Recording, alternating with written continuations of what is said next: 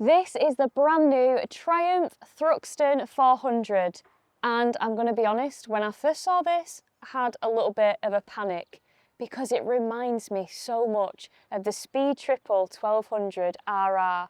The nose cone, the aggressive stance, just looks like it might be a recipe for sore wrists.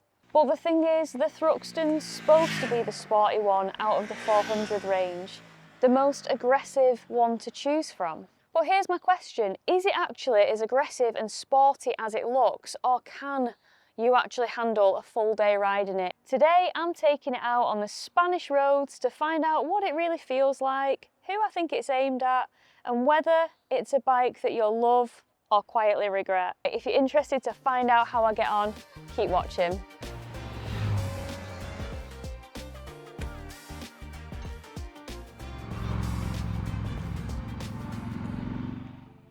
The new Triumph Thruxton 400 is priced in the UK from £5,995 and comes in 4 colour options: Phantom Black and Aluminium, Carnival Red and Aluminium Silver, Pearl Metallic White and Storm Grey, and Metallic Racing Yellow and Aluminium Silver. It's powered by Triumph's TR Series 398cc liquid-cooled single-cylinder engine, producing 42 PS, or 41.4 brake horsepower, and 37.5 Nm of torque. It's paired to a 6-speed gearbox with a slip and assist clutch. Suspension is handled by upside-down front forks, which are a bit firmer than what you have on the Tracker 400 and the other variants, as well as a rear monoshock with preload adjustability. Braking comes from a front disc with a radially mounted bi-brake caliper, supported by ABS as standard. In terms of features, it mirrors the rest of the 400 range with ride-by-wire throttle, switchable traction control, full LED lighting, and an analog-style speedometer with an integrated LCD display, along with USB-C charging. Where this bike really sets itself apart from the other 400s in the range is in its riding position, with clip-on handlebars and rear set foot pegs giving it a more committed cafe racer stance. The fuel tank capacity is 13 litres, the wet weight 176 kilograms, and the seat height is 795mm. So this is what it looks like for me as a 5'4" or 162 centimetre individual with a 29-inch inside leg measurement or 73.66 centimetres. This is how it is for me. Alright, time to ride. Right team, I'm sorry that we've started this video with an image of my backside. I'm really sorry about that, but I can't mount the camera on the bars of the Thruxton 400. There is literally nowhere to mount him. I thought it might have like mirrors coming out here, then I realised and remembered it's got the bar end mirrors. So yeah, you've got ass cam today, I'm afraid. I'm riding the Thruxton 400 and I'm not gonna lie, I was a little bit nervous about riding this purely because my body is not built for clip-ons and high pegs. It's really not. And the last time I rode something that had this nose cone, it was the Speed Triple 1200 RR, and honestly that bike had me in absolute tatters. By the end of my evening or my day out on it, I could not do lifesavers because the riding position just had my neck all janky. Yeah, it was not the best. Not the best for me anyway. I don't know why I'm doing this, not like you can see. However, I have ridden a Thruxton 1200. I think it was the RS, you know, and it didn't have the like cafe racer fairing on. It did have that single headlight on, but it also did have the clip-ons and the sexy, you know, analog twin dash. Oh, so beautiful. So the Thruxton, big name, huh? Big name. And they're bringing the name back with the Thruxton 400. So with the 400 we do have the 398cc single cylinder, the TR series engine, and this one specifically, this iteration, produces 42 PS and 37.5 Newton meters of torque, and 80% of that torque is available at 3000 RPM.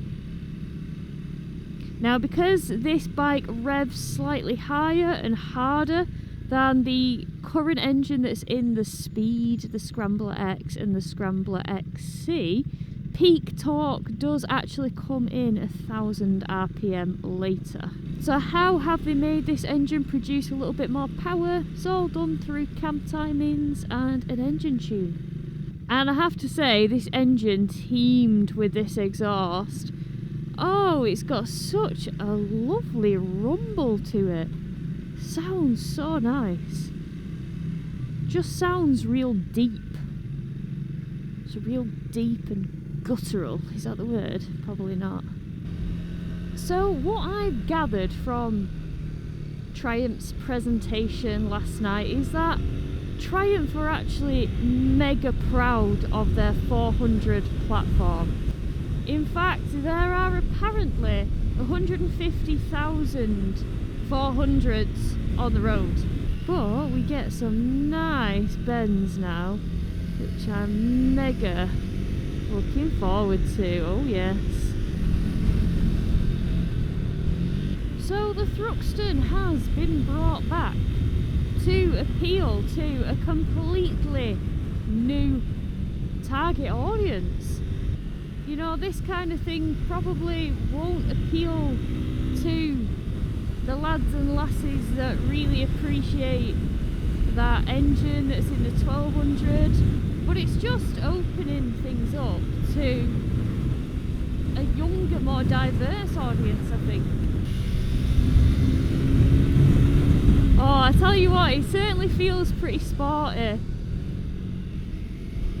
Yeah, I really like this. You know what? When I got on this bike, I thought I wasn't going to like it whatsoever. I'm not a fan of clip-ons, generally. I'm not a fan of feet quite far back on the pegs. But you know what? So far, so good.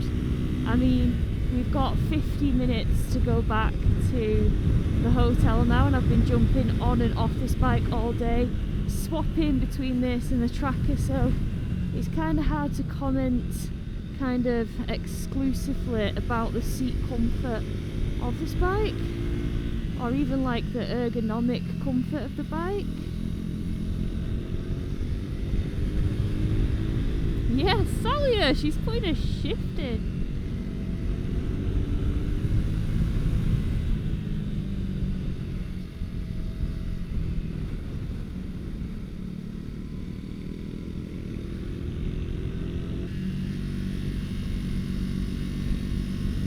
Yes, I love bends like this. Oh, they're just wonderful.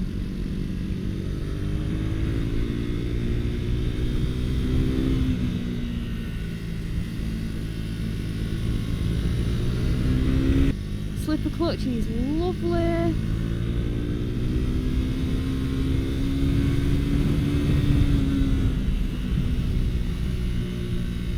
And yeah, the riding position is not too bad for clip-ons. I don't think they're extremely aggressive clip-ons, do you know what I mean? But I have to say the brakes are great. They're very good. It's not over-braked in the slightest, and it gives you absolutely all the stopping power that you need to scrub the speed right off. Yeah, I'm feeling it. I didn't think I would. Honestly thought it was going to be like the Speed triple 1200RR over again, all over again, and I was going to have to come back in and be like, sorry Triumph, it's not the bike for me, here's X, Y and Z reasons. But I'm enjoying it. It's definitely a buzzy bike, there's definitely a fair few vibrations, but you know, it's a more powerful, higher revving single cylinder than its previous iterations. and if I'm being completely honest, you know, it is a buzzy bike. I definitely feel it more so through the pegs than anywhere else, but then yeah, it does translate to the bars also. What I gotta say about this though is I absolutely love how planted it feels. It feels so planted and so wonderful.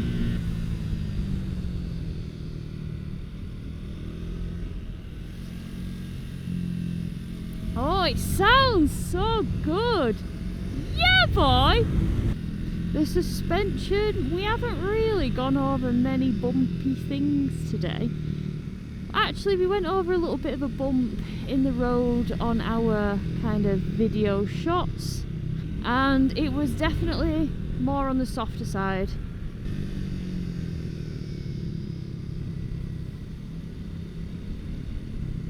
Oh, what a bend! What a bloody bend! Oh yeah, that's fantastic. Oh, you can wang these 400s around summit rotten, and it's absolutely mental because you can, this handles like really nice, really compliantly, really predictably, but when you get on the tracker, because it's got a shorter wheelbase and a sharper rake, man, that thing is a handling weapon. But this thing, with its longer wheelbase and its stiffer forks, it's honestly, it's not doing bad at all, is it? It's flying round, it's living its best life. It is giving kind of Thruxton vibes, you know. Wow, that view is insane.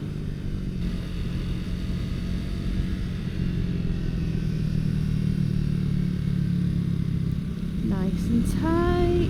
Woohoo! A cave. Actually, it's getting a bit wristy. When you press on, it does feel a bit wristy. But then again, I've had multiple surgeries on both wrists, so I'm probably not the best wrist candidate to talk about the wrist comfort of the Thruxton.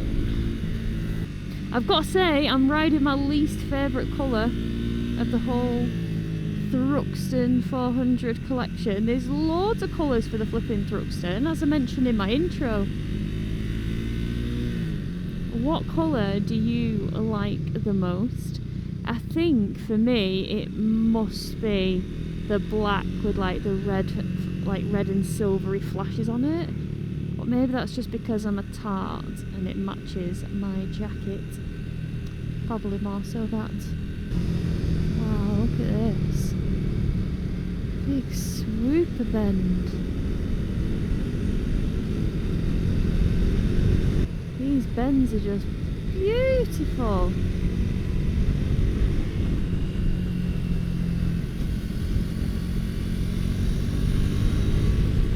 The brakes are lovely, nice and progressive, not snatchy at all. Then if you want to just, you know, quicken up the process, a good old bit of back brake is definitely helpful, but just the front brake, you know, it's got 4-piston radial vibries on this. Very good, very nice. Yes, Salia, get your lean on, queen. Yes, girl. Well team, I am back in from some time riding around on the baby Thruxton, the Thruxton reimagined with that 400cc engine platform at its heart. And to be honest, it's been a pretty good day. I actually had pretty terrible expectations of this bike, and that sounds horrible, but honestly I think the speed triple 1200RR put the fear of God in me about this kind of riding position, and maybe I was getting some PTSD in there from that nose cone because it's very similar to the one that's on the speed triple RR, but it is in no way as aggressive, which is great for me because, you know, at my old age, 34, I'm getting a bit creaky. I've had a few crashes, I'm getting a bit sore. And firstly, the comfort of this thing, my wrists did end up feeling it a little bit at the end of the day. You know, when you just find yourself taking your hands off to shake them out a little bit. But that was only after a lot of twisting and kind of on the gas riding. But I must say, my back hasn't suffered, my neck hasn't suffered. It is just because you are a little bit more forward. And I think if I didn't have the Tracker 400 that I've been riding in the morning to directly compare it to, I probably wouldn't think it's all that extreme at all. But yeah, it pleasantly surprised me. The bike is fun, the way it handles. I didn't quite expect it because it does have that really nice, charming, planted, stable feeling of the bigger Thruxton 1200, and I wasn't expecting it because it is in such a nimble package. And you can change direction pretty quickly on this. It is very, very agile despite having a bit of a longer wheelbase than kind of the Tracker that I've been on today, or say the Speed 400. But you can still wang it round, you can still throw it about and have a good time. The seat height, oh, when I heard 795 in that presentation, music to my ears, because I've got stumpy little legs and they kind of struggle on the taller stuff at times, but this has just made the job easy and I really like that. Everything is pretty simplistic, pretty basic. You've got that dash, you know, it's not quite the analog dash of the Thruxton, the twin clocks that everybody loves, but this isn't your typical Thruxton. It is a modern contemporary take on that classic. So yeah, it does have a few nice features though, like the Monza cap. That's very Triumph, very, very nice. Just nice touches everywhere. I suppose if I'm going to be super critical about it, I think I would have liked a flatter line. It's very designed to be quite, you know, pointing down so that it's a lower front end, you're lower on the bars. And that's all well and good, but for me, a café racer has that proper straight classic line, and this is a bit more sporty, but it is a Thruxton, so I can let it off. And of course, it's got to work to the same chassis as everything else kind of in the 400 platform, so I can't get my way all the time, and that's just life. But yeah, overall it has been quite a fun day. Hopefully you would have seen. I'm going to pop my pros and my cons here. Feel free to pause, have a look at them, see if you agree or disagree with me, or if you want me to clarify, confirm anything, just drop it in the comments below and I'll try my best to get back to you. But yeah, definitely surprised me. I genuinely thought I wouldn't like it. I thought this outro would be going much differently than this, but it's pleasantly surprised me. And yeah, I think for someone who likes a café racer, who's maybe new to motorcycles, who's younger, who's on an A2 licence, who likes that look, I really do think that this bike could absolutely fit the bill and you can have so much fun on this. All right team, well, I hope you have enjoyed this review and I'll catch you all on the next one. Bye.